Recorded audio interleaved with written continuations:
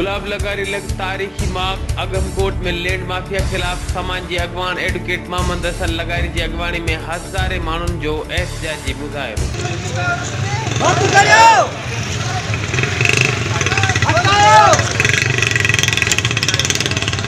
Update क्यों पे आमा के गुलाब लगारी खां जिते HRJD न्यूज़ जी रिपोर्टर दिलफात पोस्ट मुताबिक तारीखी माग अगमकोट जा खंडर खेड़िया विया आहिनि। अगमकोट जी ज़मीन ता कब्ज़ो हटायो वञे।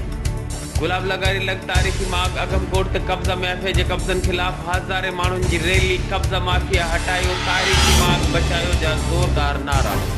सहाफ़ियुनि सां ॻाल्हाईंदे मोहम्मद हसन लगारी चयो त माग अगमकोट जी ज़मीन ते लैंड माफिया क़ाबिज़ आहे। अगमकोट जी ज़मीन तां कब्ज़ो ख़त्म करायो वञे। ॿिए तरफ़ मुज़ाहिरीन जो चवणो त अगमकोट खे सरकारी तहवील में वरितो वञे जीअं मुस्तक़बिल में थींदड़ फितननि खां इलाइक़े जे अवाम खे बचाए सघिजे। Ali Jafri Solanki, HRJD news, Hyderabad.